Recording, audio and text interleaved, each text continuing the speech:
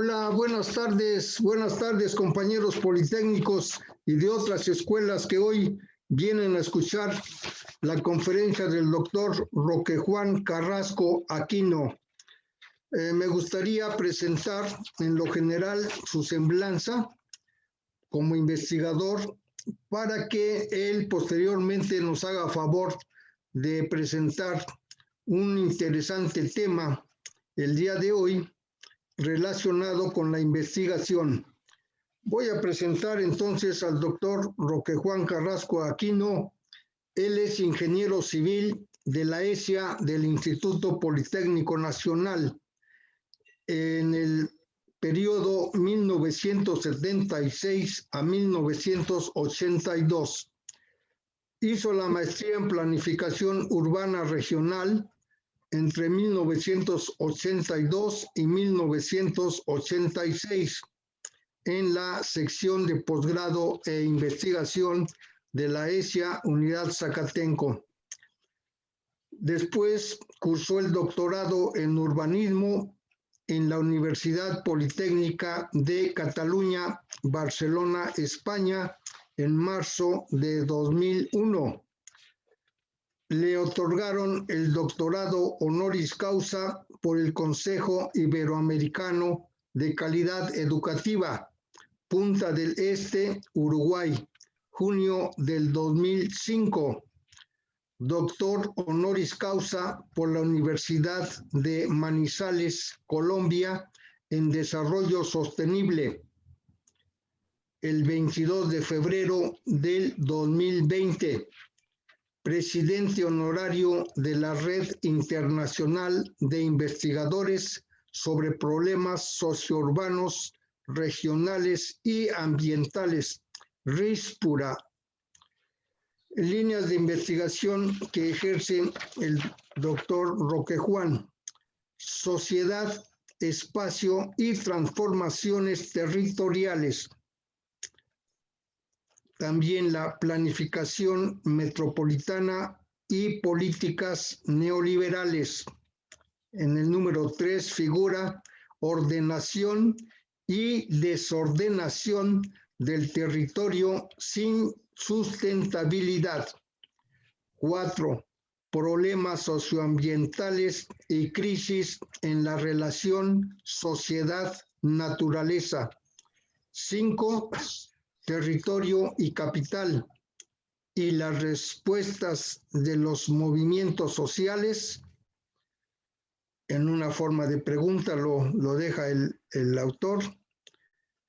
Ha escrito 4 libros, 8 en coautoría y más de 20 artículos en distintos medios impresos y electrónicos. Así la semblanza del doctor Roque Juan Carrasco Aquino.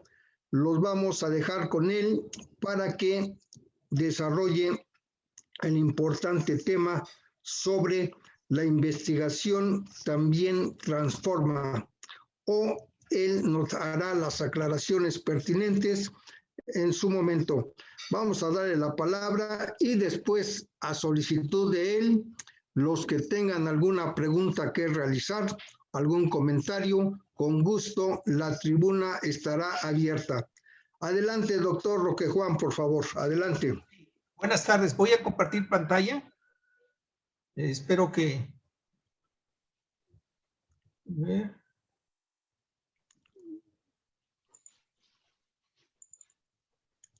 sé si ya aparece, maestro Walfred. ¿Aparece? Aparece nada más tu nombre. Sí, y el título, ¿verdad? El nombre tuyo exclusivamente. No aparece todavía el título. Dice Roque Juan Carrasco Aquino ha empezado la función de compartir pantallas. Ahí está. Está en proceso. ¿Está en proceso? Ahora sí ya se ve. ¿Ya se ve? Adelante, doctor, ya está. La investigación comprometida transforma. Transforma. Bueno, antes que nada quiero agradecer al maestro Walfred por la invitación y sobre todo por la confianza que tiene en torno a mi persona y sobre todo en el grupo donde estamos participando, sobre todo para dar nuestras opiniones con relación a la investigación, a la situación en que estamos atravesando por la crisis económica y demás. En ese sentido, cuando él me hace la invitación de dar una charla sobre la investigación o sobre lo que estoy realizando ahí en el Centro Interdisciplinar de Investigaciones sobre Medio Ambiente y Desarrollo, en el CIEMAT, de manera que traté de ir ubicando más o menos algunas ideas en torno a los conceptos, categorías y variables que he venido utilizando, desarrollando sobre todo en los proyectos de investigación. Entonces, ante eso me puse a analizar algunos textos que tengo a la memoria, pero antes que nada quisiera entrar con un epígrafe desde la perspectiva de algunos de los grandes científicos, que podría ser en este caso un personaje importante como Albert Einstein también, ¿no?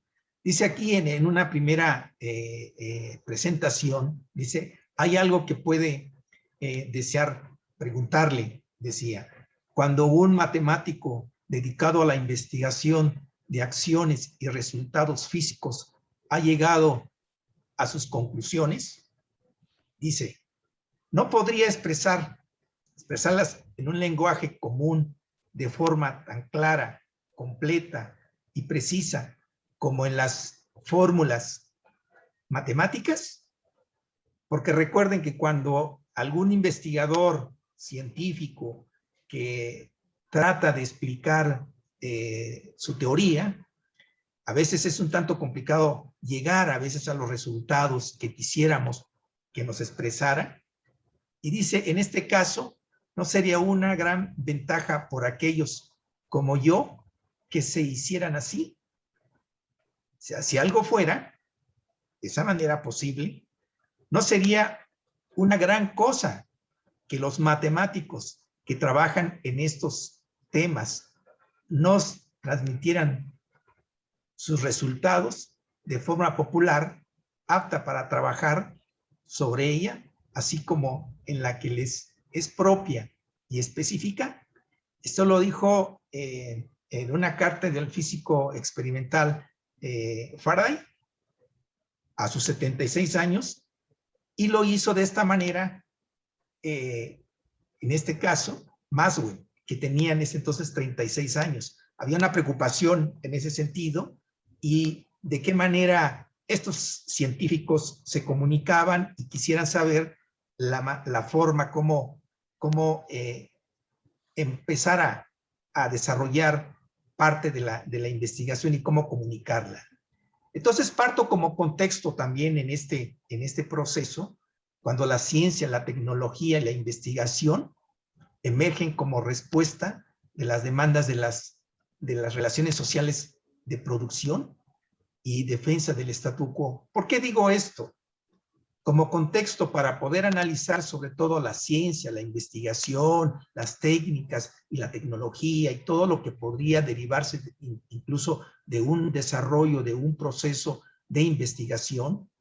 En este marco, quiero precisar de que hay unas relaciones sociales dominantes que están profesamente dando las pautas y las dinámicas en la forma como vamos a aprender o cómo vamos a desarrollar las investigaciones. Esto lo digo por la experiencia que he tenido en el Instituto Politécnico Nacional a lo largo de unos 20 y tantos años que he venido trabajando en el propio instituto, y que he tenido a veces algunas dificultades, sobre todo porque en el ámbito de las ciencias sociales donde yo estoy trabajando, a veces he tenido ciertas dificultades para poder hacer una concepción de una realidad en el proceso del método de cómo abstraer de lo concreto a lo abstracto, de lo abstracto a lo concreto, y ver al final de cuentas que el método que utilizo a veces no es compartido o no se comparte desde la perspectiva de los otros investigadores, que no lo quieren a veces retomar.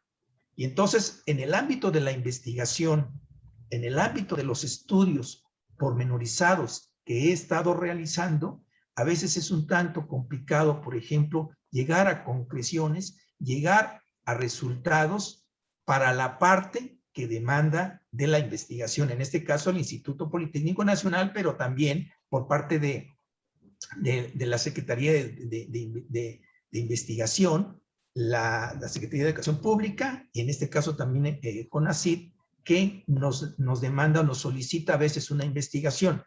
Pero desafortunadamente en el Instituto Politécnico Nacional sopesa más en las áreas de las ciencias exactas o las ciencias naturales y las ingenierías.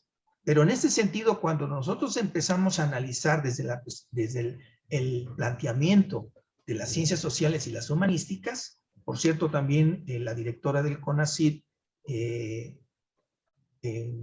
Marilena Álvarez Bulla, está intentando, en el marco de las condiciones en que se ha presentado el CONACYT, retomar un tanto a las humanísticas para que exista más o menos, digo yo, en un equilibrio entre las ciencias duras o las ciencias exactas con las ciencias sociales y las humanísticas.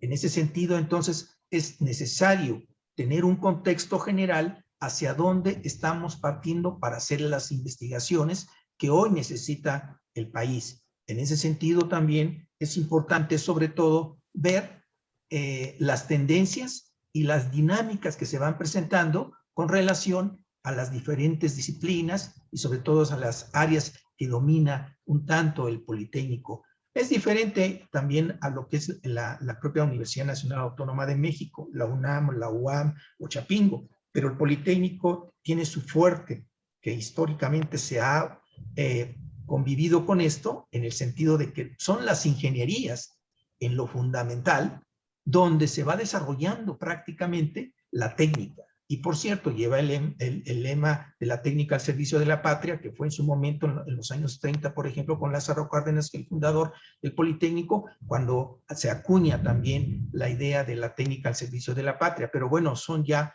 varios años y la realidad de hoy nos está prácticamente exigiendo un tanto de qué manera podemos precisar tanto el país, tanto la nación, como lo que está sucediendo a lo largo de las diferentes regiones del país.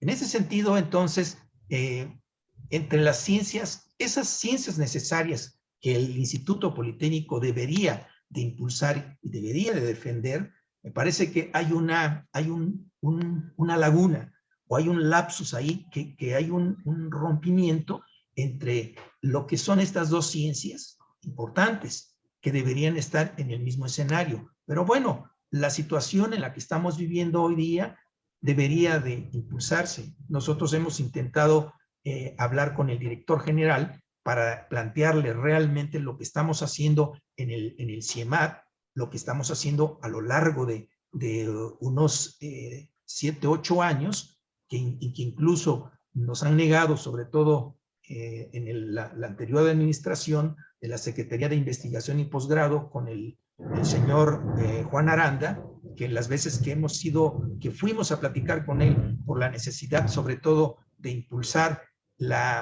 una de las líneas de investigación desde la perspectiva de las ciencias sociales y las humanísticas, no se nos permitió. Vamos como 6 años, sobre todo, tratando de entrar en las esferas de los programas multidisciplinarios para plantear una dinámica diferente, por supuesto, de la forma como abstraer la realidad y de qué manera empezar a teorizar con la misma realidad y con los otros autores para ver qué es lo que está sucediendo en el país.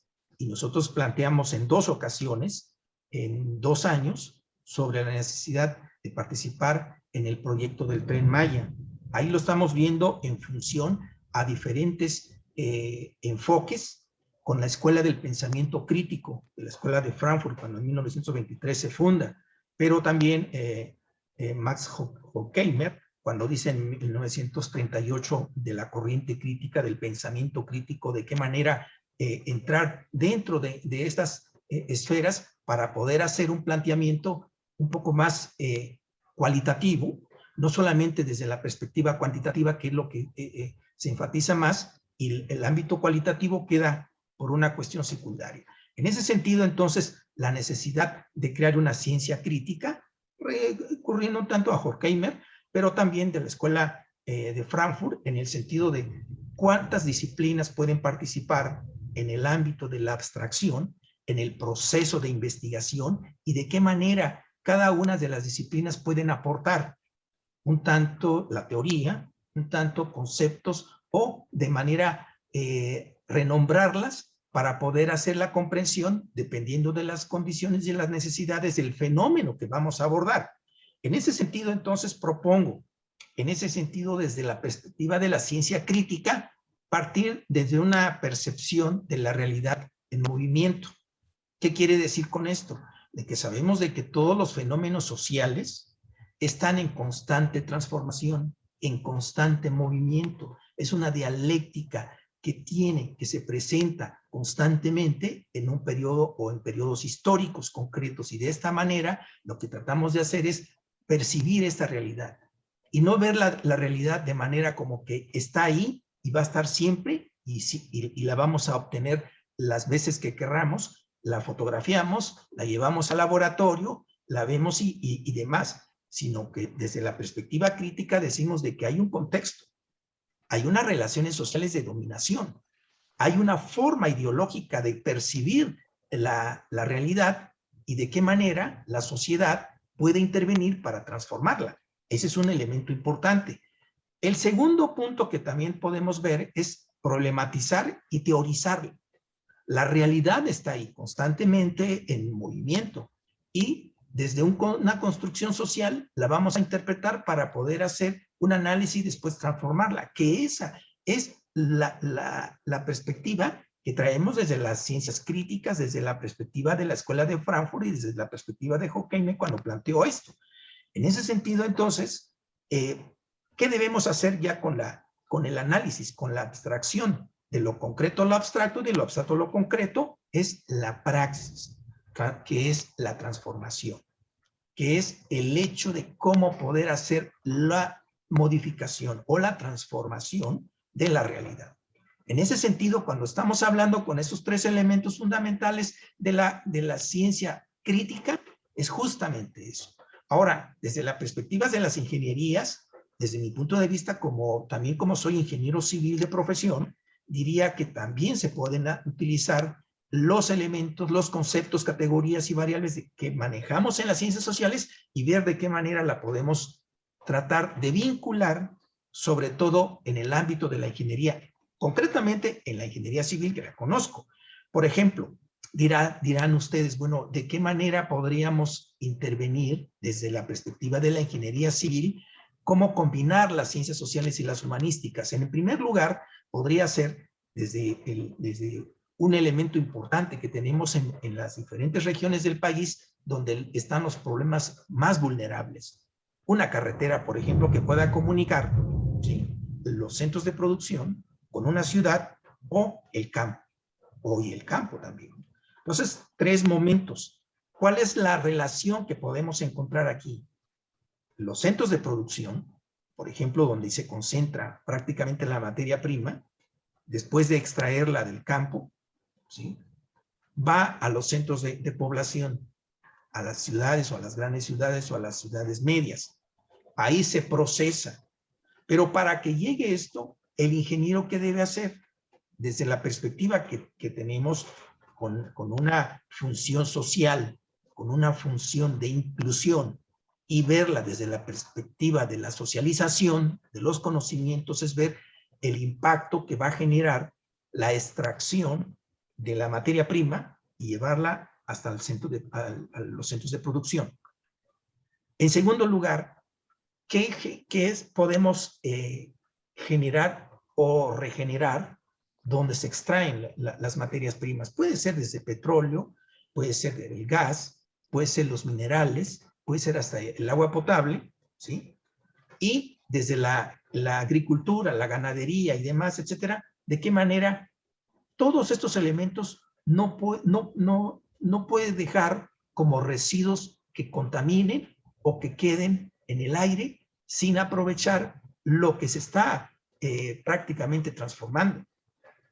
En ese sentido, entonces, hay que ver qué es lo que se necesita en las grandes ciudades. ¿Construir qué? construir naves industriales, pero al mismo tiempo hay que ver que los obreros que van a trabajar en el ámbito del proceso de industrialización, que estén capacitados tanto en el ámbito intelectual, en el ámbito de la moral y de la ética, para que tengan una integración total como seres humanos para ver qué se puede hacer. Pero para esto es necesario que el ingeniero tenga la posibilidad de tener parte de la información o de los conocimientos, más que la información, los conocimientos, para que tenga la totalidad de los fenómenos, para que sepa hacia dónde tiende el ingeniero, ¿sí? Para poder incorporarse a la actividad de la producción y de la economía que necesita el país. Eso es en el caso del ingeniero civil. También podemos ver las otras ingenierías, que a veces dicen que porque están en la vanguardia, ¿sí? Y están obteniendo ciertos ingresos por la mano de obra que se les paga por ser técnicos, ¿sí? Que tienen una capacidad para comprender las técnicas y de qué manera utilizarla en el ámbito de la división internacional del trabajo. Y de esta manera, lo que se está haciendo con las ingenierías es, yo le he llamado los talacheros, ¿sí?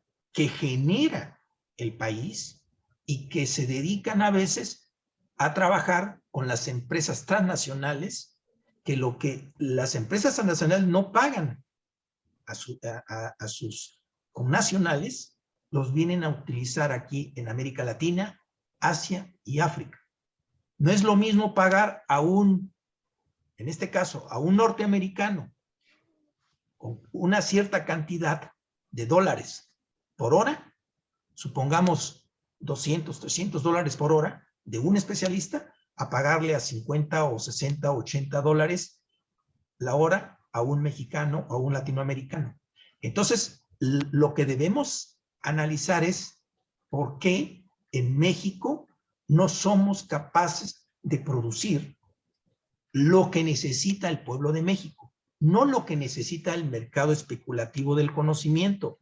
Eso quedaría en otro término. Pero bueno, las condiciones en que la política neoliberal de hace seis sexenios era justamente de esta manera, que los ingenieros en México, y no solamente del Instituto Politécnico Nacional, ojo, sino que también de las universidades, de los otros institutos y de los centros de investigación, era formar cuadros técnicos especializados para competir, entre comillas, en el mercado internacional, pero no por saberes, sino por la captación en términos de la paga, en términos de los recursos económicos que podría recibir en cierto periodo para poder hacer un trabajo que demandaba el mercado. Pero ¿qué podría hacer el especialista, el ingeniero, el investigador, por ejemplo, en México?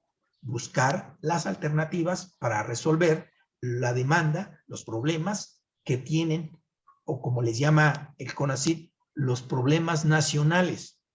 Esos problemas nacionales están ubicados en todo el territorio, y eso es lo que nos dejaron las políticas neoliberales de los sexenios anteriores. En el Politécnico lo estamos padeciendo, ¿sí? Bueno, bajo esas condiciones, entonces, podría partir de esta manera con algunos elementos importantes para poder hacer la trayectoria de la investigación científica emanada de la teoría y la práctica, pero con una idea de la transformación. Tengo aquí 5 elementos, o como inciso, que sería que se convierta en una instancia de la praxis consciente. ¿Qué quiere decir con esto? De que lo que nosotros vayamos a adquirir en las universidades o en los institutos o en los centros de investigación, que sea una acción para transformar la realidad, no para esperar escribir algunos journals para que nosotros podamos competir desde el punto de vista de talacheros, porque la competencia a nivel internacional estamos prácticamente fuera. Dirán, no, pero hay un investigador mexicano, uno de cuántos, de miles de investigadores, ¿sí? Que somos alrededor de 25, me parece que estamos en el Sistema Nacional de Investigadores, o un poquito más. Uno puede, o dos podemos decir de que eso es lo que buscamos, ¿sí? Que la excepción confirme la regla con uno, con dos investigadores, por ejemplo, que estén en otros países o en otras universidades haciendo investigación para aquella sociedad, para aquel país, pero para nosotros no hay nada, ¿sí? Incluso hago un comentario aquí con relación a un amigo de mi hijo que es un argentino que estudió la maestría en la Universidad de Guadalajara, y el director de la tesis de este argentino estudió en los Estados Unidos. Cuando este profesor, como estudiante en los Estados Unidos, estaba en la charla de una sesión de la clase, él comentó, el estudiante mexicano entonces, decía que nosotros en América Latina estamos luchando para crear una investigación, y lo interrumpe su director de tesis en la clase y le dice, momento, ustedes en América Latina van a seguir luchando, pero nosotros en los Estados Unidos estamos produciendo los conceptos, categorías y variables que ustedes van a utilizar. Ustedes todavía no están para producir conocimientos, están para recibir la información o el conocimiento que nosotros estamos generando. Y esa idea, cuando me la comentó el estudiante argentino, hace como unos 5 o 6 años, dije que en efecto nosotros en teoría la teníamos, de que todos los conocimientos que vienen de los Estados Unidos y también de Europa, lo único que estamos haciendo es transcribirlas, pero no estamos creando conocimientos verdaderos para que impacten en nuestra realidad, para que le demos una respuesta al pueblo de México y para que también podamos resolver los múltiples problemas que tenemos en el país, ¿vale? En ese sentido, entonces, ¿qué es lo que estamos haciendo? A propósito también, otro paréntesis, cuando utilizan algunos conceptos o categorías de análisis, por ejemplo, en el caso de la gentrificación, que lo utilizan mucho en el ámbito del urbanismo. En México se utiliza mucho y decían, hay una gentrificación. Pero si analizamos el concepto mismo donde surge en Inglaterra, ¿sí? En un periodo cuando estaba en Inglaterra reacomodándose el territorio, ¿sí? Hubo una gentrificación, sobre todo en el área donde se concentraba la clase trabajadora, en los centros históricos, y cuando empezó a incrementar la renta del suelo, obviamente que la clase obrera no tenía posibilidades de seguir manteniéndose con su vivienda en estas zonas. Lo que hizo fue los expulsaron hacia la periferia o a otros lugares donde podría más o menos vivir. Y esa misma gentrificación, fíjense cómo es el concepto mismo, el contexto completamente diferente, la extraen y la traen en México, que hay una gentrificación en México porque en el centro histórico también hay movimientos de dispersión y demás. Pero ¿quiénes vivían en estos centros históricos? Era el porfiriato, la gente del porfiriato que vivía en los centros históricos, completamente diferente a lo que se pasaba en Inglaterra y lo que estaba sucediendo en la Ciudad de México. ¿Sí? Entonces decimos, bueno, ¿qué está pasando aquí? ¿Por qué no utilizar conceptos propios o tratar de adaptar algunos conceptos, pero no transcribirlas y traerlas y tal cual? Ese es un método que yo no estoy de acuerdo, por supuesto. El inciso B dice modificar creencias pragmáticas y proponer alternativas reales. Es justamente lo que estamos hablando, ¿sí? En ese sentido, entonces hay que ver de qué manera proponer algunas alternativas en lugar de copiar o de transcribir algunas ideas, algunos conceptos que vienen del exterior y que históricamente y contextualmente son completamente diferentes. El inciso C, presentar opciones a enriquecer sobre la base social, ¿sí? ¿En qué sentido estas opciones? Cuando estamos hablando, por ejemplo, del Instituto Politécnico Nacional, de la UNAM, de la UAM, de Chapingo, ¿De qué manera utilizar conceptos, categorías y variables de acuerdo para resolver, si no resolver, cuando menos dar alternativas a los problemas nacionales?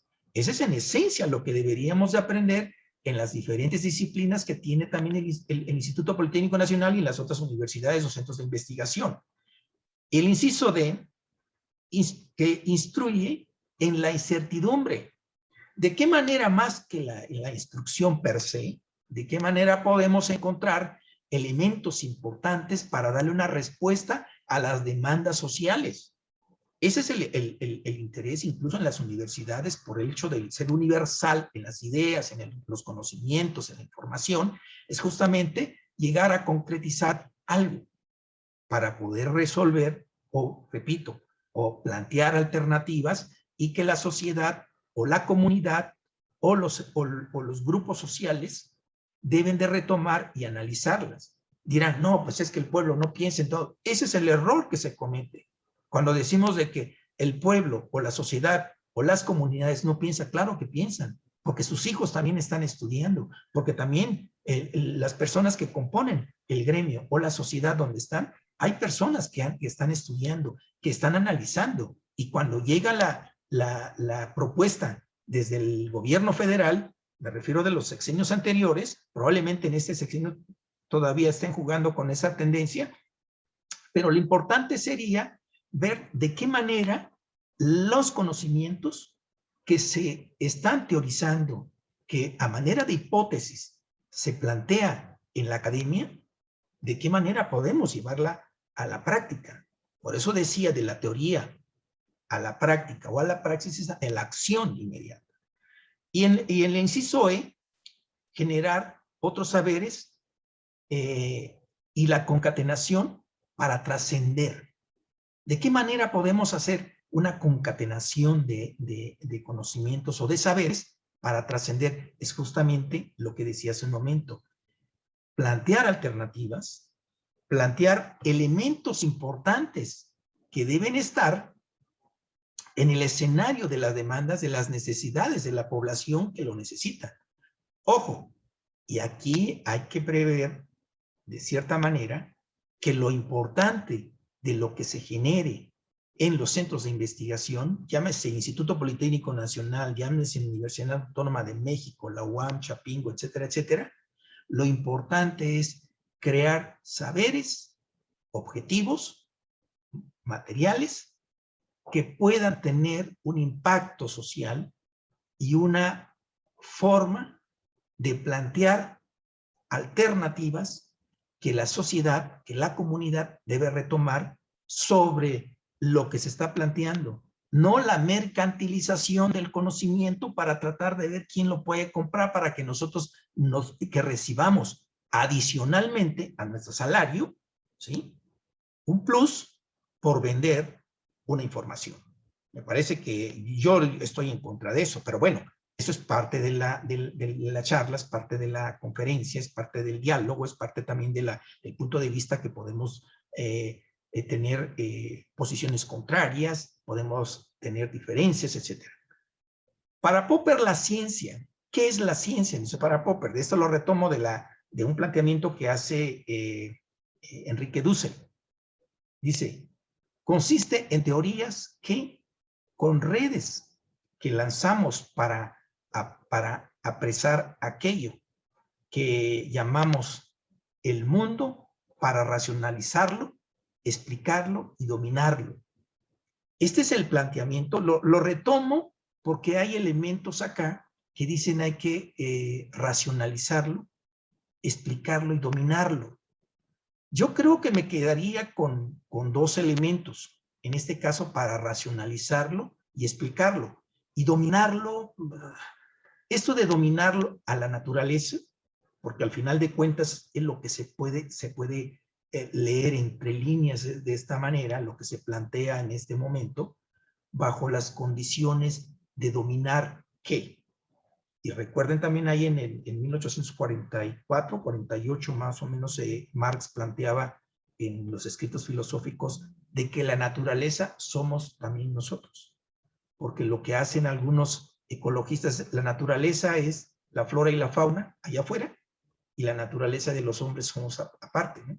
Y yo coincido con Marx con ese metabolismo de la sociedad, naturaleza, sociedad, y como somos parte de ella, no podemos hacer la separación. De ahí que yo menciono constantemente todo lo que hagamos como sociedad en contra de la naturaleza, eso que dice dominarla, ¿sí? Nos la va a revertir. Por eso el cambio de regímenes de lluvia, ya vemos de que cuando empezó la lluvia, ¿por qué los tsunamis? ¿Por qué el calentamiento global? ¿Por qué el cambio climático? Todos estos factores tienen una relación, y justamente sobre la base que yo decía en el contexto sobre la forma, cómo se produce, cómo se consume, cómo circula y cómo distribuyen los bienes y servicios que va generando la sociedad. Bajo esas condiciones, con una perspectiva, por ejemplo, dentro del mercado especulativo, hay que producir para un sector minoritario que puede consumir y comprar, y los demás se desechan. Y esa no es la lógica que deberíamos de utilizar. En ese sentido, entonces, propongo de esa manera lo que nos dice Enrique Dussel. Ahora, la investigación como proceso de aprender la realidad. ¿De qué manera vamos a aprender la realidad? ¿Sí? ¿Cómo la vamos a analizar? Más que llevar muestras al laboratorio, porque a veces en el ámbito de la cuantificación de las ingenierías o de las ciencias básicas o de las ciencias exactas, desde el punto de vista de que hemos analizado hasta ahora, es la cuantificación de la realidad. Claro, vamos a aprenderla, pero no aprenderla en el sentido de que voy a ver qué es lo que contiene, calculo lo que tiene, hago simulaciones, propongo modelos matemáticos y vamos a ver que al final de cuentas son números, ¿sí? Como dicen por ahí de que toda la naturaleza está hecha de números, de matemáticas, porque son cálculos. Y no están analizando, por ejemplo, desde la perspectiva de la cualificación. No se toma en cuenta las comunidades. Y también antes, en la época mesoamericana, cuando se iba a derribar un árbol, la comunidad se juntaba alrededor del árbol, le pedían permiso al árbol porque lo iban a tirar, porque iban a necesitar las hojas, las ramas, la madera, etcétera, etcétera. Y le tenían que pedir un permiso a la naturaleza para derribar. Hoy no, a ver, dice, ¿cuántos metros cúbicos de madera vamos a tirar y vamos a obtener? Y además no nos interesa que se destruya, ¿no? Como lo hicieron, por ejemplo, en la mina San Javier, en San Luis Potosí, que había un cerro ahí que estaba la mina de oro, de plata y no sé qué más, ¿sí? Hoy día está prácticamente a flor de tierra. Ya no hay cerro, pero ojo, sí hay un lago. Dirán, bueno, es un lago muy bonito, claro, es un lago estático, ¿sí? Lleno de mercurio y de cianuro y otros elementos tóxicos que nadie puede utilizar. Los residuos que generó la mina San Javier a cambio de llevarse el oro, la plata, el cobre y demás, ¿sí? Y dejar la miseria en esa zona. Entonces, el ingeniero, ¿qué debe hacer? Desde la perspectiva ética y moral, lo que debe hacer es analizar su contexto, primero. Segundo, ser más consciente desde la perspectiva del investigador comprometido, ¿sí? Por eso decía, el investigador comprometido transforma, ¿sí? Pero transforma no para sí, sino transforma para la sociedad, para la comunidad o en su contexto para un pueblo. Ese es el papel que debe tener el ingeniero desde una perspectiva, y no de verlo desde un punto de vista individualista, que es lo que tenemos ahora, y la mayoría de los egresados de las diferentes carreras o de las diferentes ingenierías, es utilizar la información, en algunos casos el conocimiento, para aprovechar de lo que él domina dentro del mercado especulativo del conocimiento. Y dice, no, yo estoy ganando 30, 40, 50 mil pesos, ¿sí? Y yo soy el ingeniero, yo tengo la maestría, tengo el doctorado y me va bien y todo. Claro que le va a ir bien. ¿Y quién le está pagando? No es el pueblo de México, no, sino el pueblo de México le pagó los estudios con los impuestos. Pero los beneficios es para él, pero no le regresa nada al pueblo de México y está con astas nacionales, vendiendo su fuerza de trabajo, su capacidad intelectual. Que después de un corto tiempo, le dicen ya hasta ahí nada más nos dimos, te exprimimos y ahora va para afuera. Y regresa a tratar de incorporarse en las universidades, en los centros de investigación o en el sector público, porque ya amasó cierta manera y entonces viene. Me parece que eso es desleal, es una traición a quienes le dejó, que les permitió llegar a ese nivel, ¿sí? Y no regresarle nada. Y esto lo podemos ver, hay datos y cifras concretas. Lo que estamos viendo hoy en la dinámica de los 3 años de la actual administración, vemos de que la derecha y los 3 partidos, el PRI, PAN, PRD, están en contra constantemente para que vuelvan a regresar al régimen anterior, hacer entrar en la corrupción, obtener los recursos de la investigación, así como desaparecieron los fideicomisos, entonces los que estuvieron succionando del presupuesto dicen, no, lo que está haciendo el actual gobierno va en contra de la ciencia, la investigación, y que va en contra de las vacunas, que va en contra de los niños que tienen cáncer, etcétera, etcétera, porque les quitaron prácticamente el presupuesto que era para un sector de la sociedad que necesitaba urgentemente de esos recursos, ¿sí? Obviamente que estos investigadores, ¿sí?, que velan por sus intereses y están peleando. Ojo, pero aquí también se cumple parte de lo que decía Gramsci, Antonio Gramsci, un filósofo político italiano, en los años 30, 40 más o menos, ¿sí?, cuando dice que las 3 columnas principales de la sociedad en aquel momento, o el llamado bloque histórico del capitalismo, dice, está en 3 elementos fundamentales. El primer elemento, decía, el papel de las universidades en la sociedad. ¿Qué papel juega la universidad? Ahí están, ahí los vemos, ¿sí? El papel de las universidades en el sentido de crear, ¿sí?, un sector o una clase de académicos, de intelectuales y de profesionales para dominar un tanto la información y dominar las mentes, ¿sí? Tratar de convencer de que lo que ellos han analizado o han estudiado la van a aplicar para la sociedad, y es todo lo contrario. Lo que estamos viendo ahora con los intelectuales que están recibiendo dinero de los fondos norteamericanos, y son millones de dólares, para contrarrestar lo que está haciendo la actual administración.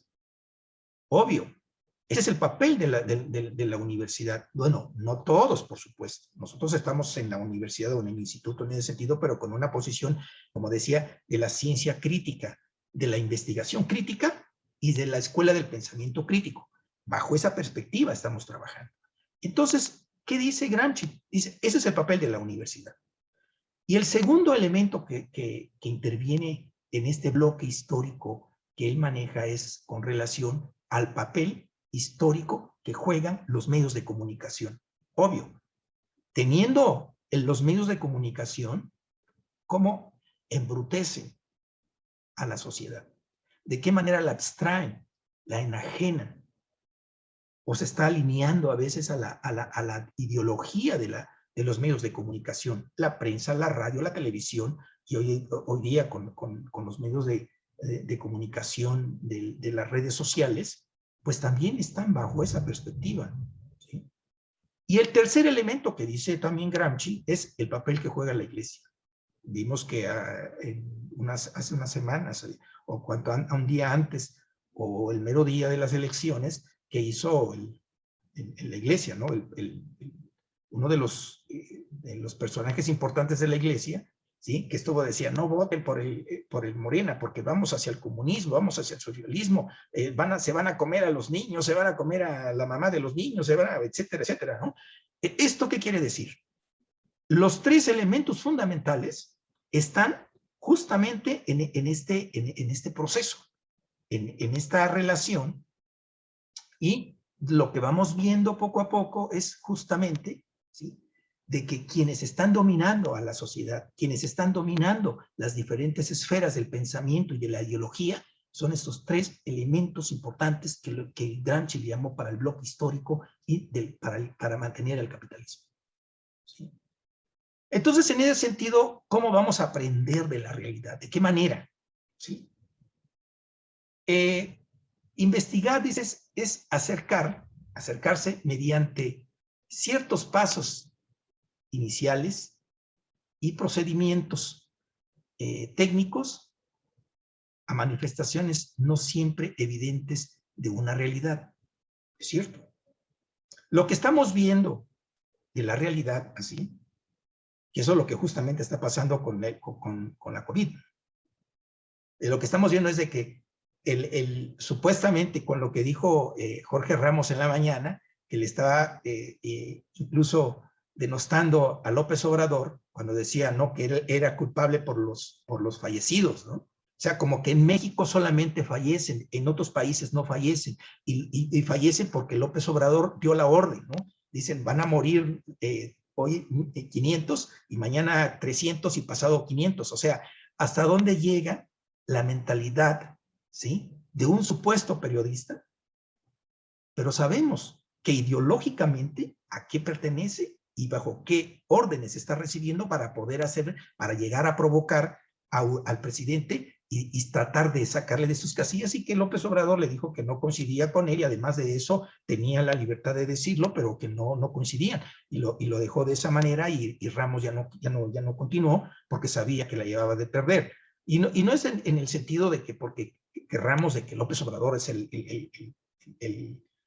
como decían hace poco, no recuerdo el Mesías, ¿no?, que le decían que era el Mesías. No es por el Mesías, sino que de momento, desde la perspectiva racional, que dentro de la política hoy día, desde el punto de vista, bueno, si hay una pandemia, ¿de qué manera el gobierno mexicano debe contrarrestar o debe subsanar o debe detener la pandemia para que no se propague en todas las esferas de la producción o de las ciudades o de los pueblos o de las comunidades y demás?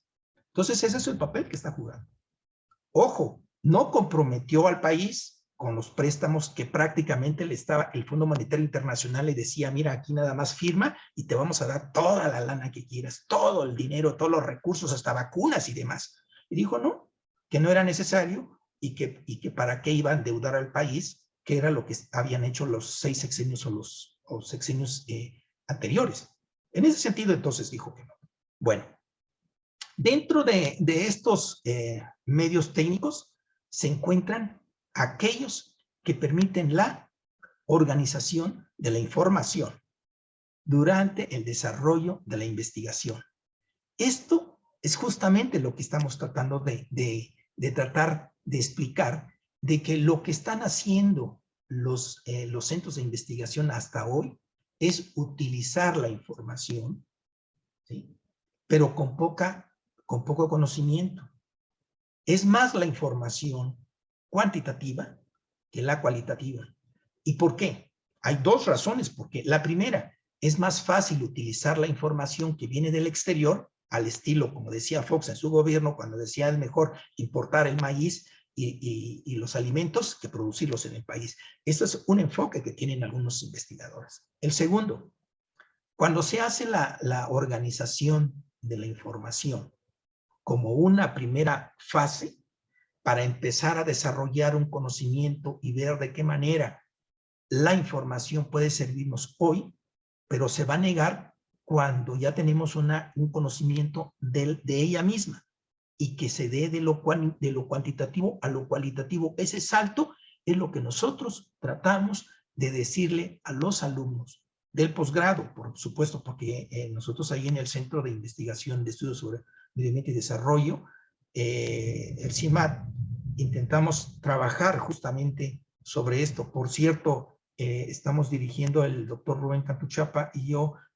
una tesis de una alumna colombiana que está analizando sobre todo el impacto tanto económico como ambiental en la zona de Escárcega y Calquiní, cuando ella dice de lo que ella logró investigar, dice que el 1% del sector primario es lo que podría haberse afectado en caso, porque no se aprueba. Y el 84% del sector secundario es el que está predominando en Campeche, ¿sí? Porque los ecologistas a modo dicen que va a haber, que se va a destruir la cultura, que se va a destruir la biodiversidad, que se van a contaminar el agua, que van a extraer recursos, que etcétera, etcétera, un montonal de cosas. Y esta alumna, cuando empezó a analizar, dijo que no, que el peso específico, sobre todo Pemex, que está en el sector secundario, y en el terciario era el 15% más o menos. Entonces el peso específico es en el segundo rubro de la economía, para poder hacer un análisis y decir, bueno, ¿dónde se va a impactar? ¿Sí? Entonces, para los ecologistas aquí no pueden engañarnos con números. Sí, es posible, ¿sí? Como hace unos días estuve dando una conferencia en la Universidad del Estado de México, Toluca, y una, no sé si era estudiante, profesora, una chica, preguntó que por qué él estaba culpando hoy a los que estaban protestando de que en el proyecto del Tren Maya estaban comentando y denunciando de que iba a haber una destrucción, un ecocidio, dicen ahí en el Tren Maya, ¿no? En el proyecto del Tren Maya, o donde va a atravesar en los 6 estados, ¿no?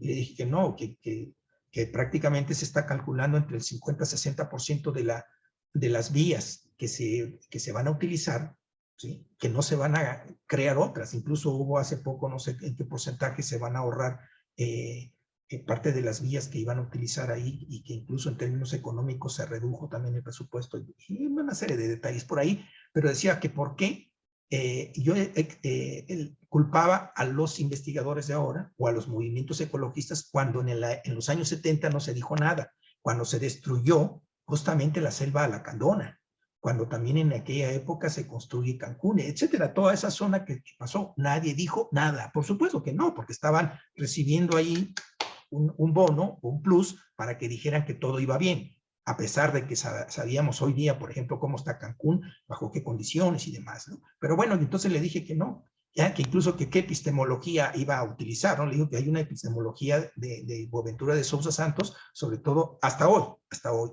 desde la perspectiva de Sousa, entonces de la epistemología del sur, de qué manera la gente, la propia gente, las comunidades, las sociedades de América Latina pueden crear una epistemología para hacer la comprensión y hacer el análisis y la transformación de su realidad, pero para sí, no para las transnacionales. Y esto no me dijo nada, por supuesto que no, porque también tenía con otras condiciones y demás, ¿no?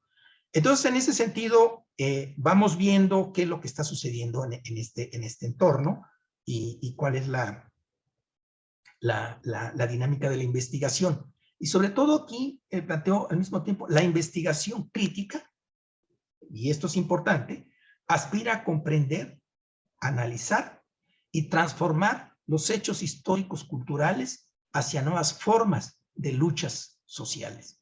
Esto es la idea. Maestro Walfred, ¿me dices de favor si tengo tiempo todavía para continuar, o podemos hacer un corte, ¿eh? Como tú lo dispongas, Roque. De todos modos, hay una sesión de preguntas y respuestas que quizás habría que considerar para la amplitud de tu conferencia, pero tú eres el que decides, doctor.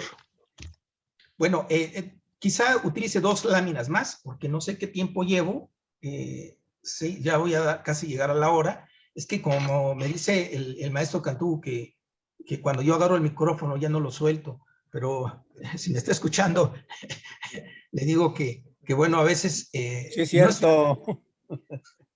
Entonces, es necesario a veces que exista un diálogo, y es pertinente incluso. Quizá entonces veo en ese sentido cómo asumir la investigación crítica. Ese es un punto central de lo que nosotros estamos haciendo, incluso con los compañeros del centro, y con otros compañeros de otras escuelas del Politécnico, de CIECAS, de Economía, de la ESCA, y con los otros compañeros de Chapingo, de la UAM, de la UNAM, de la UAM, de Puebla, en fin. Entonces aquí dice, la teoría crítica ofrece un esquema de trabajo que supera la simplicidad, los estereotipos idealistas y la rigidez de las conclusiones e interpretaciones convencionales sobre el progreso del conocimiento científico en el ámbito social. Claro, estamos hablando desde la perspectiva del ámbito social. ¿Quiénes realmente están haciendo ciencia? Desde la perspectiva de las ciencias duras o las ciencias exactas son ellos. Está bien, nosotros no entramos ahí. El problema es cuando tienen esos modelos matemáticos, les decimos de qué manera puede tener un impacto social. La vez pasada también le comenté a los alumnos, cuando estaba estudiando en Barcelona, conocí a un profesor que fue mi director de tesis y comentábamos acerca de esto. Y en el 2009, cuando organicé el cuarto Congreso Internacional en Barcelona, el profesor me dijo que en la Unión Europea estaban en un congreso, en una conferencia, y dos de los investigadores estaban exponiendo sobre cómo la economía de la Unión Europea iba a seguir creciendo.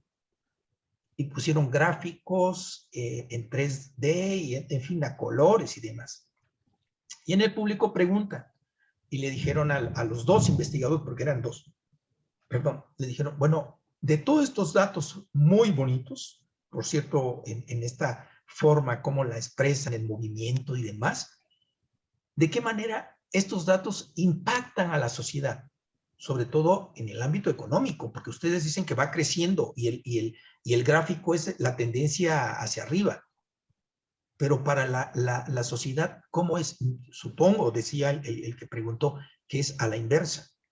Y es proporcional a lo que ustedes están ganando y desproporcional para la gente. Y entonces, los dos tipos, dice que quedaron, según el profesor, me dijo, no pudieron responderle a esa pregunta. ¿Por qué? Porque ellos nada más estaban diseñando una tendencia de la economía, hacia dónde va, hacia dónde surge la tendencia y demás, que es lo que hacen a veces nuestros investigadores. Dice, vamos a ver, vamos a aplicar un producto o vamos a crear un modelo, porque eso es lo que han estado haciendo los modelos matemáticos. Acuérdense de que es una representación de la realidad, ¿sí? Y también, si quieren, ahorita les comento una anécdota de uno de los profesores. Cuando yo estaba estudiando la maestría en el Politécnico, en la ESIA, también tuve una charla muy, muy caliente con el profesor. Pero bueno, entonces en ese sentido, esos modelos matemáticos, ¿sí? Simulan la realidad y las respuestas de la realidad, ¿sí? O sea que son elementos importantes, en efecto, y pueden servir, pero ya para la realidad ya no. Por eso en las comunidades, por ejemplo, antes decían, bueno, que vengan los académicos de la UNAM, del POLI, de diferentes universidades, que vengan y analicen aquí la situación en que estamos viviendo, por ejemplo, en el caso de Oaxaca, Chiapas, Michoacán, Guerrero, Veracruz, etcétera, etcétera, donde la situación es más difícil para sobrellevar, sobre todo en el ámbito de la pobreza, ¿sí? De la miseria, de la escasez. Y ellos hacían sus cálculos. Y la comunidad nunca veía nada, hasta ahora, ¿no? Excepto que la actual administración pues intenta ver de qué manera distribuir, construir carreteras, aunque también ha recibido críticas porque dice la población en Oaxaca, sobre todo, ¿no? En las comunidades de Oaxaca, dice, miren, aquí la comunidad ya construyó la carretera y no necesitamos ingenieros, arquitectos y demás. Bueno, esa es la concepción de él, ¿no? Pero bueno, dice que la población lo hizo y vamos a ver qué tal, ¿no? Pero en fin, son elementos importantes que debemos de analizar, sobre todo, qué papel juega la academia y además de estos investigadores, de qué manera pueden tener un impacto o pueden tener una retroalimentación con la realidad, más que con la propia comunidad, sino con la realidad en la que están viviendo. Y desde esa manera, entonces, el investigador crítico observa los hechos desde la perspectiva marcada por el momento histórico, cultural y social de su tiempo, a ser comprendidos en el contexto social histórico en que se produce. Esto lo retomo de Ronnie Gamboa, Araya, en el texto de las ciencias con especialidad en matemáticas educativas. Disculpe si lo leo así muy de paso o muy lento. No observo bien a veces las letras y entonces tengo que leerlo y al mismo tiempo esperar un rato. Dirán, bueno, parece que Roque no quiere leer. No puedo, es que a veces, como estoy perdiendo la vista, a veces me pierdo incluso en los textos, ¿no? Entonces prefiero comentarlo de manera general. Y bueno, como había dicho, ya faltan 2 minutos. Estimado Roque, vas a cumplir 1 hora, así de que ¿Ya? tú decides. ¿Ya? No, ya, adelante. Si hay tiempo todavía puedo continuar, porque parece Pues, que eran 20 láminas, llevo 8 apenas. Llevo 8. Tienes 3 minutos para cerrar. Ya, entonces, a ver qué tengo. Aquí tengo otro grafiquito. A ver, la tendencia de la ciencia de investigación crítica en un contexto democrático. Claro, eso es lo importante. Ojalá y la actual administración del instituto también pensara un tanto en la democracia, en la participación de todos. O sea, somos comunidad y se supone que somos el Politécnico, y la aportación, las ideas, el consenso, la participación dentro de la democracia es justamente eso que nos den la oportunidad de plantear. Podemos decir, esa clase administrativa o los administradores, aunque aparentemente científicos, piensan que nosotros les vamos a quitar el poder. No, nosotros no pensamos en eso. Estamos mejor en la investigación, en el análisis, en analizar las contradicciones reales de lo que estamos viviendo y plantear las cosas. Si no, ya desde cuando hubiéramos, por cierto, me han ofrecido cuando era un poquito más joven, ¿no? Pero bueno, ahorita ya me parece que es otra idea, ¿no? La ciencia e investigación. Aquí puse este gráfico que se está interrelacionando. Parto del punto de arriba, el proceso de abstracción, lo que decía hace un momento. ¿De qué manera la ciencia y la investigación van a partir de los procesos de abstracción? De que aparentemente lo que decía el anterior, no todo lo que vemos, esa es la esencia, sino esa es la forma, esa es la apariencia. La esencia está más a fondo, la esencia está detrás, la esencia hay que buscarla, hay que analizarla, hay que investigar, hay que leer, hay que empezar a desmembrar, ¿sí? O a desglosar lo que la realidad nos está tratando de informar. Después hay que construir los conceptos, por supuesto, que ese es el método, parte del método, de que tienes la realidad, la abstraes, le vas dando el concepto, le vas dando las categorías para poder hacer la explicación y después ya vas llegando poco a poco a comprender los hechos y a problematizarlo. ¿De qué manera preguntas tú qué es lo que vas a analizar y de qué manera estos hechos tienen procesos? Y de qué manera, cuando tú lanzas la primera pregunta, ¿qué es lo que quieres hacer? ¿Qué quieres desarrollar para poder comprender lo que estás abstrayendo y al final transformar la realidad? Bajo este esquema, ¿sí? Es lo que traigo para poder hacer el debate, para poder hacer una discusión, para que ustedes, bueno, supongo que también invité a los alumnos también, ojalá y estén por ahí, y algunos amigos de Bolivia, del Ecuador, de Argentina, y la compañera de Polonia dijo que desafortunada no podía estar porque eran 8 horas de diferencia y ahorita a esta hora está dormida, pero bueno. Concluyo con esto, que la ciencia y la investigación deben marchar de manera paralela. Los conceptos, categorías y variables deben estar en el escenario de las diferentes disciplinas que cada quien aporte desde el punto de vista cualitativo, porque cuantitativamente la hemos tenido ya prácticamente a tope. Entonces, dejo mientras esta participación a reserva de que si hay alguna intervención, si hay alguna duda o si no, podríamos continuar, porque yo creo que llevo la número 9 y son 20. Me falta prácticamente al 50%, ¿no? Pero bueno, yo creo que sería interesante de que intercambiáramos algunas ideas, algunas precisiones y el punto de vista que cada quien, y adelante, esto se enriquece y nos podemos llevar algunas ideas por ahí además. Gracias, Walfred, gracias compañeros, compañeras, y adelante. Muy bien, doctor, muchas gracias. Vamos entonces a abrir la tribuna para ver las preguntas que pueda hacer las compañeros, compañeras que están visitándonos aquí en la conferencia. Voy a suplicarte que cierres tu pantalla para poder mirar un poco más la participación. Ya ves que hay que levantar la mano. Entonces, para que pueda yo observar aquí las peticiones y también a través del chat de la revista México Educativo y el Facebook, la página Facebook, pueden hacer preguntas para que el control pueda sistematizarlas y en su momento leerlas para que las escuche el conferencista.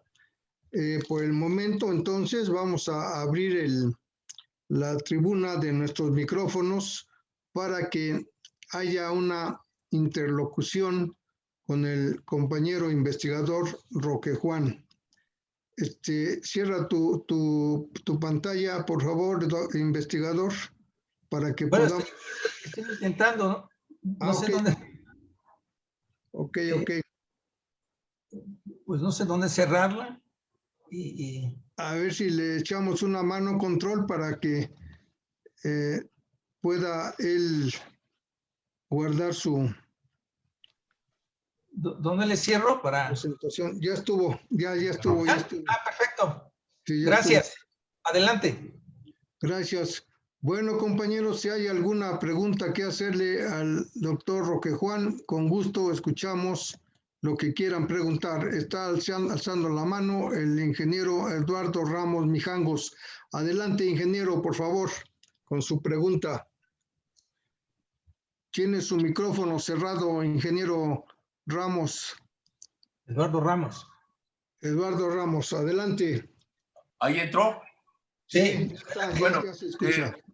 Mi estimado Roque, un gran gusto volver a verte, saludarte. Gracias. Y creo que has tocado uno de los puntos importantes en nuestro instituto. Los modelos, los trabajos, por decirlo de alguna manera, académicos, se han muerto entre nosotros. Hemos trabajado grillitas y cositas que nada tienen que ver con lo académico, sobre todo con la interpretación de lo que debe ser la teoría práctica que tú manejaste con bastante solvencia. Desde luego había que en algunas cosas no estoy de acuerdo, desde luego. No sé si cuando te refieres a la praxis es la interpretación que le da Sánchez Vázquez a la praxis, partiendo de la poiesis, o no sé, de por ahí me quedó me quedó un poquito dudoso. Me queda dudoso también, que para ahí es muy importante, te felicito desde luego, la cuestión del pensamiento crítico. De acuerdo a algunos pensadores, Boaventura dos Santos, Dussel incluso que mencionaste, aunque Dussel choca mucho con la visión de Popper. Popper es un positivista, donde la visión del criterio, y tú más que nadie, y permíteme que te voy a decir una cosa que nos llena de orgullo a nosotros, tú eres Minizá, tú sabes lo que es una comunidad, sabes perfectamente lo que es. Y el pensamiento crítico, lo podemos hacer una separación entre el conocimiento eurocéntrico, por cierto, que para estos pensadores, Boaventura, Néstor Cohen, ya son pensamientos viejos, como la escuela de Frankfurt, Frank Horkheimer, Heidegger, etcétera, y regresan otros pensamientos como este de Sadir Amin, como el de Paulo Freire, etcétera, etcétera, ¿no? Etcétera, ¿no? Entonces, había que diferenciar muy bien lo que es el pensamiento crítico. Para mí, hay dos pensamientos. Hay un pensamiento eurocéntrico central y hay un pensamiento periférico. Nosotros tenemos que empezar a vivir el pensamiento periférico y, como tú acertadamente, tenemos que volver a construir una nueva epistemología, de acuerdo a Bonaventura dos Santos. Bueno, esto pareciera que ya es otra otra plática de mi parte o otra conferencia. Sin embargo, creo que debemos iniciar esta discusión amplia sobre el trabajo académico de nuestra institución, la relación teoría-práctica que tú manejas con mucha solvencia. Y desde luego, mi estimado Roque, te felicito y qué bueno que ojalá te puedas incorporar. Bueno, ya estás, parece que ya había algunos artículos tuyos en la revista y ojalá nos apoyes en esta aventura, en esta utopía de Valfred. De todos modos, muchas gracias. Gracias a ti, gracias, paisano.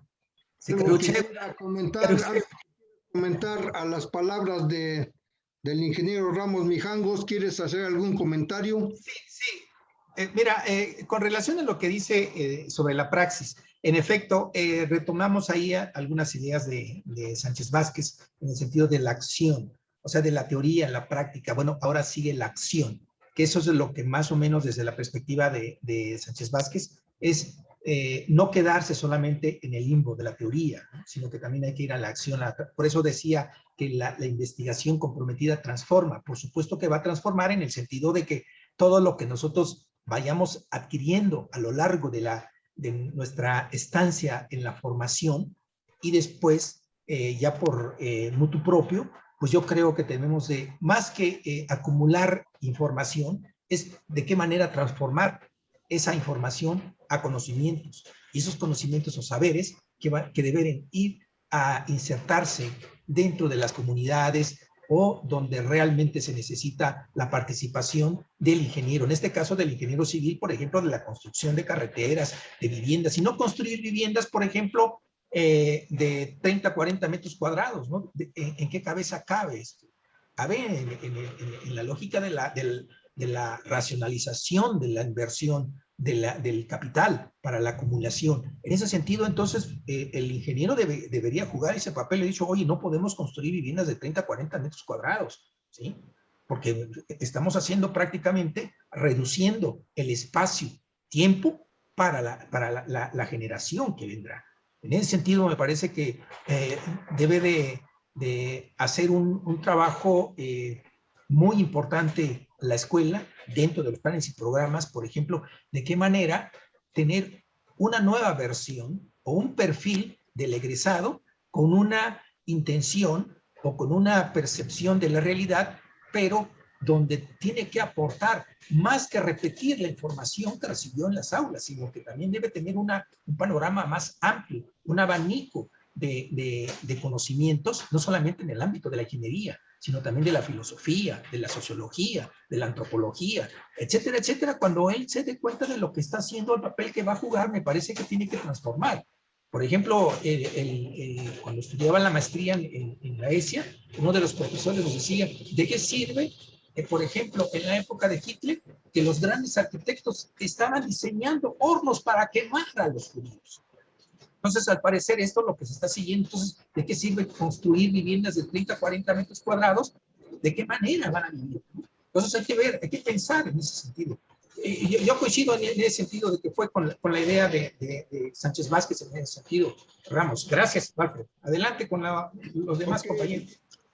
Vamos a preguntar si alguien más de los que están presentes en la conferencia quiere preguntar algo al compañero Roque Juan. También pregunto al control si tenemos por allí alguna pregunta en el Facebook o en el chat de la revista. ¿Tenemos algo, control? En el chat no hay ninguna pregunta y en Facebook Alba quiere hablar. Tampoco. Ok, entonces adelante con el compañero Rubén Darío. ¿O no, Alba estaba pidiendo la palabra antes. El compañero Ricardo de Alba, adelante por favor. Compañero Ricardo de Alba Obando, adelante. Tienes tu micrófono apagado, compañero Ricardo de Alba Obando. Muchas gracias. Ya se escucha, adelante. No, grado. Bueno, pues muchas gracias, doctor Alfred. Muchas gracias, doctor Roque. Muy gracias. Buena charla. Solo quería abundar más que pregunta en una intención. Ojalá que el enfoque que estás proponiendo fuera un enfoque que en toda la ingeniería, arquitectura, para este enfoque, porque como decía, se decía en las tesis económico-filosóficas, no venimos, hasta ahorita, digamos, se ha interpretado el mundo y no solamente hay que interpretarlo, sino transformarlo, ¿no? De eso se trata, creo yo, y ojalá las escuelas pudieran tomar como una necesidad para que en los planes y programas de estudio se pudiera incluir este enfoque que debe ser el que prevaleciera para poder intervenir en la realidad, no para controlarla, no para dominarla, que también pudiera tener algún resultado en ese sentido, sino para transformarla a favor del ser humano, a favor de los seres humanos, ¿no? Entonces, me parece a mí que es un enfoque muy correcto, muy adecuado, que ojalá y las escuelas puedan tomarlo para poder orientar sus planes y programas de estudios. Muchas gracias y muchas felicidades, doctor. Gracias. En efecto. ¿Algún comentario que quieras responderle al compañero? Sí, esto está bien. En efecto, lo que el compañero trataba de recordar es sobre la 11ª tesis de Feuerbach en Marx. Cuando dice que lo único que han hecho hasta hoy día los filósofos, ¿sí?, es interpretar la realidad, y lo que hace falta es transformarla. En efecto, yo coincido, por supuesto, en ese sentido, subyace en el planteamiento que hago justamente eso.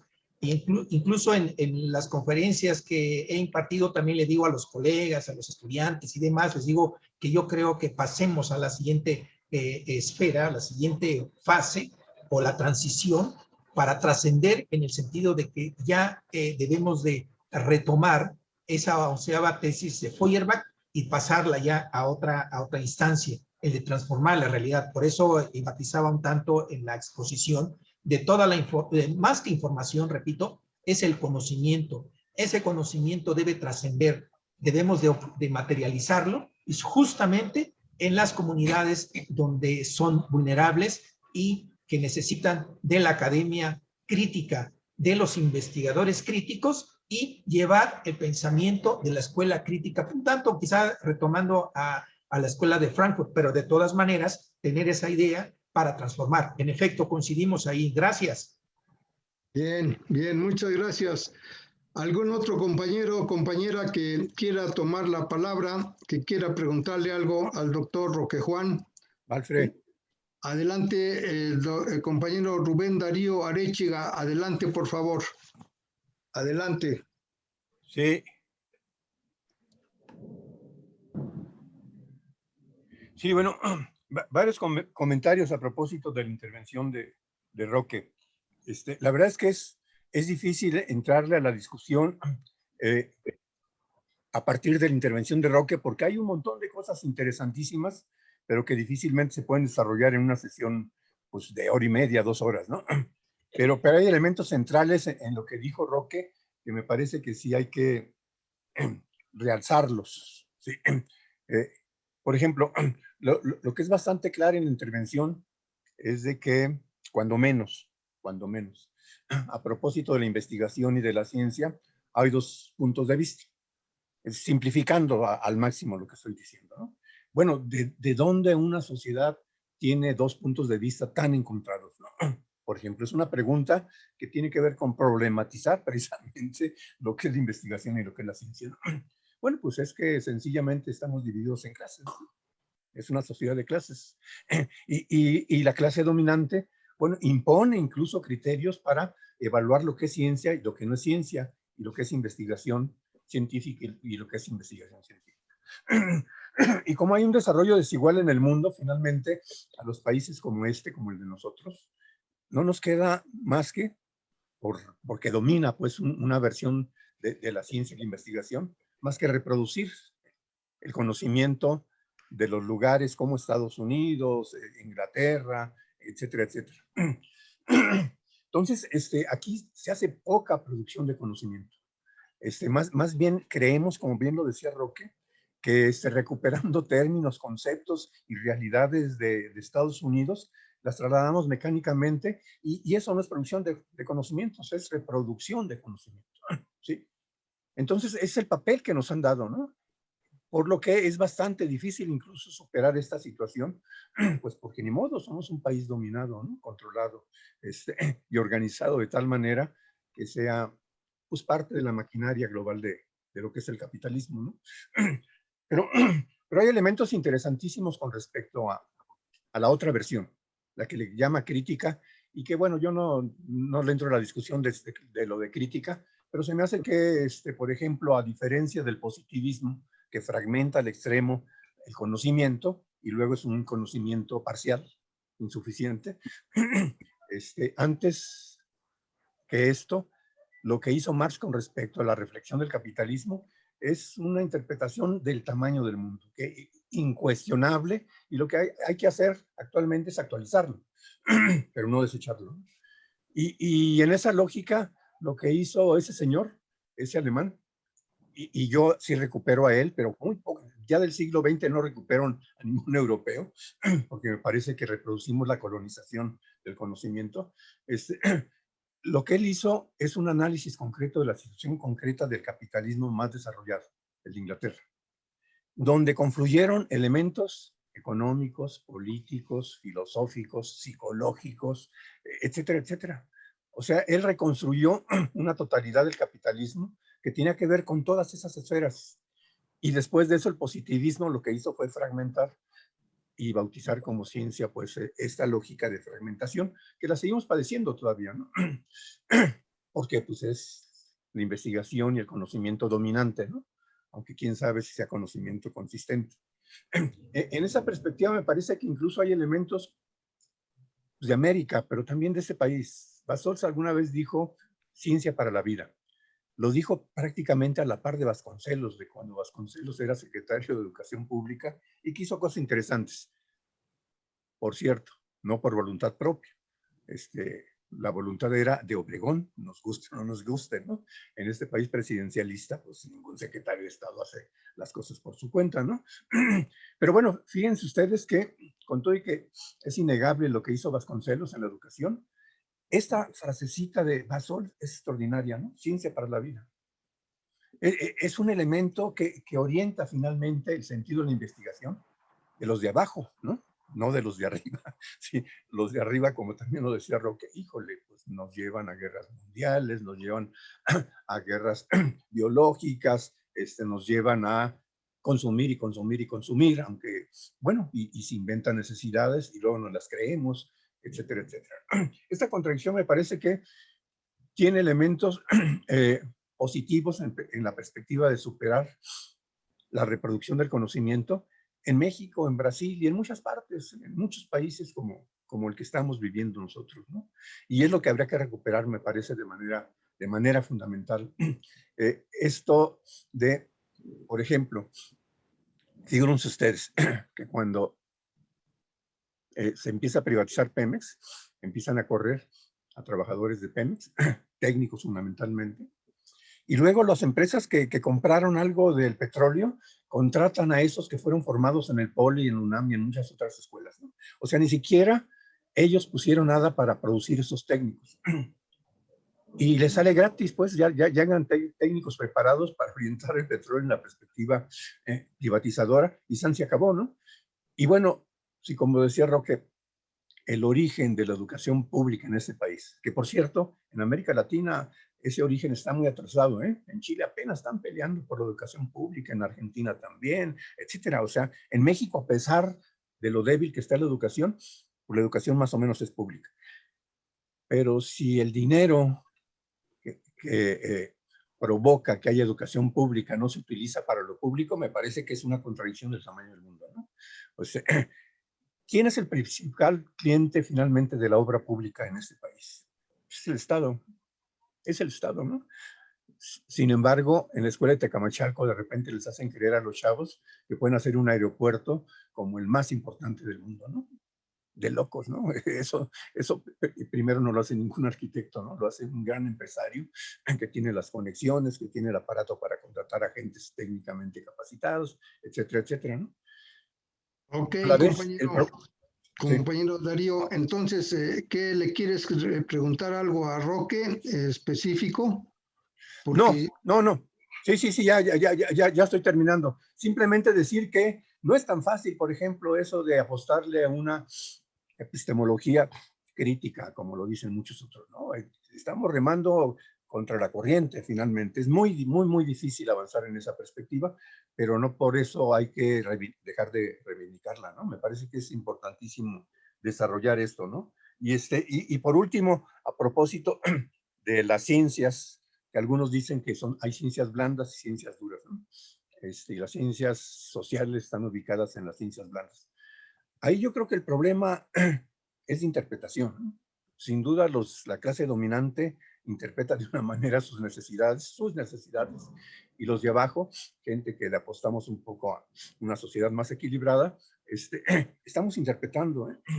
Y no hay una explicación definitiva y acabada que pueda ser consensada en todo este país o en todo el mundo capitalista. Siempre va a existir eso, ¿no? Por lo mismo, sí hay que competir tratando de demostrar que en un análisis concreto de la situación concreta, como decía Lenin, es su definición de ciencia, es lo que hay que hacer, ¿no?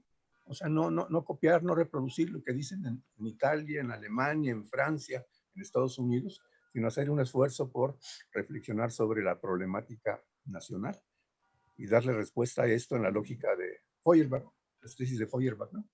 Comprender para transformar. Nada más. Disculpen. Muchas gracias, compañero Rubén Darío Arechiga. Muy amable.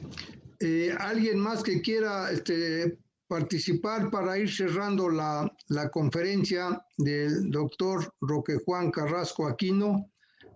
Veo que hay por aquí una damita, Yasmín de las Nieves. ¿No quiere usted hacer alguna pregunta al doctor Roque Juan? ¿Algún comentario? Está abierta la tribuna ahorita para que la haga, por favor.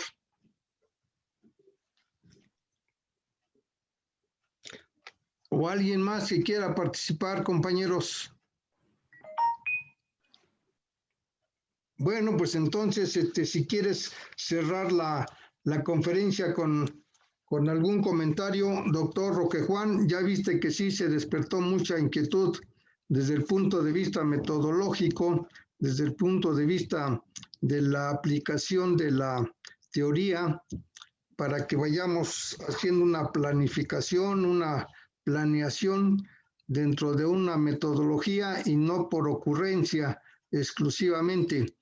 Así de que la tribuna es tuya, doctor, para que pueda cerrar la conferencia, por favor.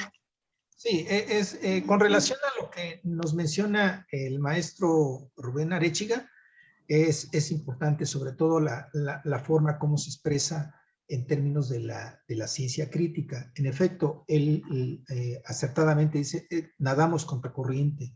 Construir una epistemología propia, o como le dice Boaventura del Sur, es un tanto complicado el proceso, porque de acuerdo a quienes están dominando hoy día a nivel, no solamente a nivel local o a nivel latinoamericano, sino a nivel de la misma ciencia a nivel mundial, está dentro de una dinámica de la forma como se construye ese conocimiento y para qué es el conocimiento, al final de cuentas, la investigación.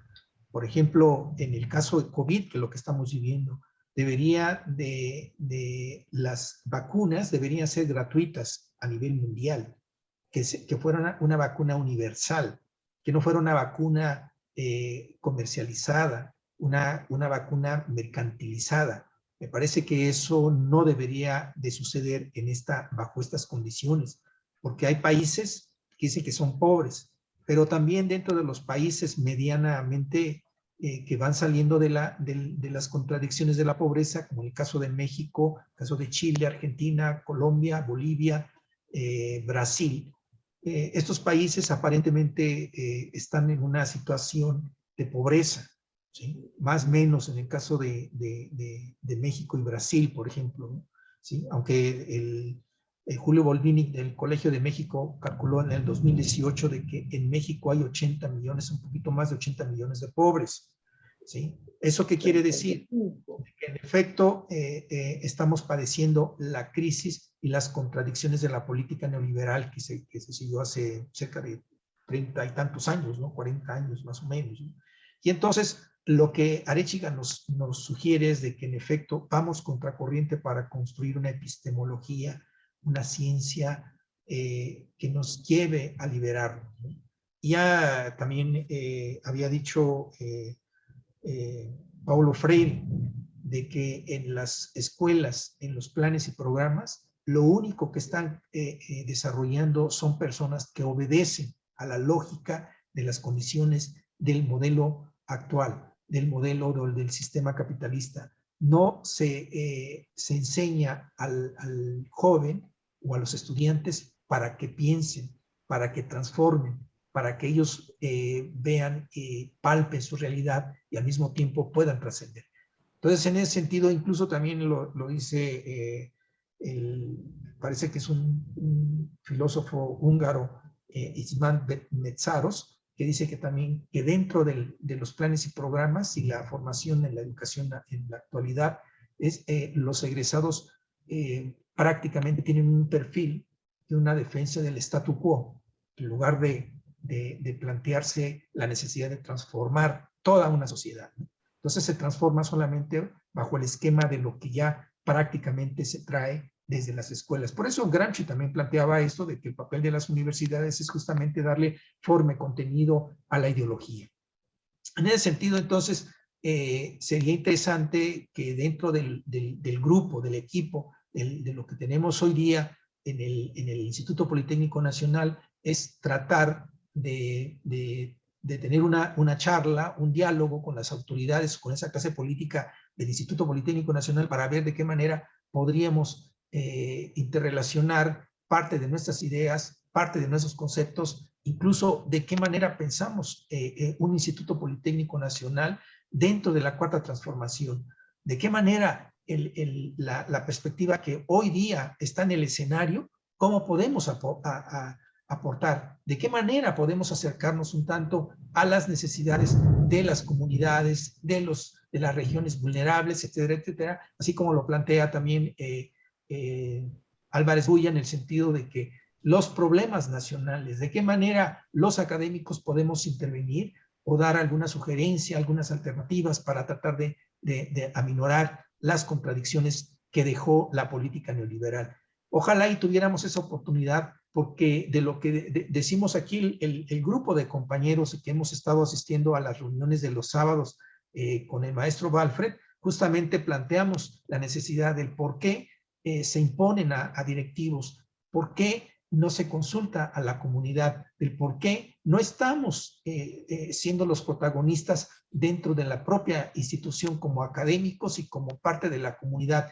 En ese sentido, entonces, yo creo que sería interesante continuar con la misma dinámica que hemos venido haciendo a lo largo de estos meses en la reunión de los sábados y ver de qué manera acercarnos o que el director o la clase política o gestora que tiene el Instituto Politécnico Nacional, porque la comunidad somos todos, la comunidad está aquí participando, está opinando y no estamos pidiendo el poder, no estamos pidiendo la caída del director, al contrario, estamos solicitando de que nos escuche porque tenemos propuestas, tenemos proyectos, tenemos una vinculación de manera solidaria, no solamente para la comunidad politécnica, sino también para las comunidades del exterior, en el sentido de los problemas nacionales, de qué manera, incluso no solamente a nivel nacional, también a nivel internacional. Los países que acabo de mencionar, como Colombia, Ecuador, Bolivia, Chile, Argentina, Brasil, están justamente en ese escenario donde debemos de participar. El mismo director general ya ha mencionado en varias ocasiones de que el Instituto Politécnico Nacional está dentro de la perspectiva de la internacionalización para ver de qué manera podemos estar o entrar dentro de la dinámica a nivel internacional. Pero si no lo hacemos en nuestro los compañeros que estamos en estas universidades del sur, yo creo que no sé hacia dónde tiende esa internacionalización o jugar dentro de la división social del trabajo con los otros países, donde van a decir, bueno, vamos a ver qué le extraemos a estos países y al final de cuentas seremos los talacheros, como digo, y en lugar de estar construyendo conocimientos o esa epistemología que nosotros queremos renovar o reconstruir o darle una perspectiva o un perfil de acuerdo a las necesidades que tenemos, no de acuerdo a las necesidades o la lógica del mercado especulativo del conocimiento. Me parece que no es por ahí. Debe ser a la perspectiva de la clase proletaria, de la clase menos favorecida, de la clase que realmente está produciendo para el país. En fin, yo dejaría mientras esto, a reserva de que en otra ocasión podamos continuar charlando y a ver, ojalá participen otros compañeros, porque invité a varios compañeros, me dijeron que iban a venir, pero nomás veo a 7 personas acá, pero no sé si no se pudieron conectar o no sé qué pasó, pero bueno, en fin, ya estamos por terminar. Gracias, maestro Walfred, gracias compañeros por permitirme estar charlando un rato con ustedes, y bueno, queda la perspectiva para otra ocasión y continuar precisando algunos conceptos, categorías y variables, y sobre todo de qué manera utilizar la 11ª tesis de Feuerbach, ¿no? Hay que transformar, ¿no? Gracias. Muchas gracias, doctor Roque Juan Carrasco Aquino. Muy interesante tu temática, vino a remover conciencias, vino a remover la inercia, y desde luego que en otra ocasión nos daría mucho gusto volverte a recibir en este foro virtual y, de ser posible, hasta en un foro presencial en un momento que la naturaleza nos lo permita. Sin embargo, por el momento, pues damos las gracias a todos los participantes, damos las gracias a los compañeros, compañeras que están presentes, y les reiteramos que el día de mañana ya estará en la retransmisión de este foro en la página YouTube de la revista México Educativo. El día de hoy, desde luego que ya está en la página Facebook, por si lo quieren observar unos cuantos minutos, ya estará ahí transmitiéndose en Facebook, pero mañana ya lo hacemos a nivel internacional por medio de nuestro canal de la propia revista México Educativo.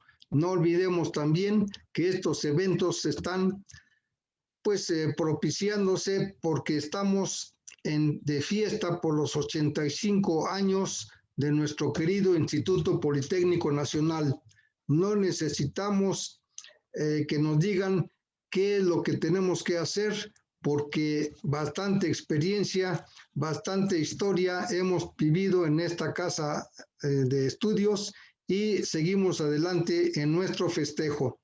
Así las cosas, agradecemos al doctor Roque Juan haber participado en este nuevo evento y ya estaremos en contacto para los siguientes. Muchas gracias y hasta luego, compañeros.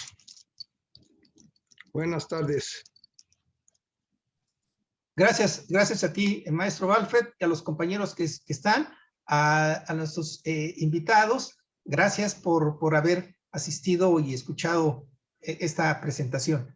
Estamos en comunicación para cualquier otra oportunidad que nos invite el maestro Walfred, o también ustedes como alumnos, compañeros, colegas. Estamos dispuestos para ir a charlar un rato con la comunidad de ustedes. Muchas gracias y buenas tardes. Hasta luego. Hasta luego. Gracias, hasta luego.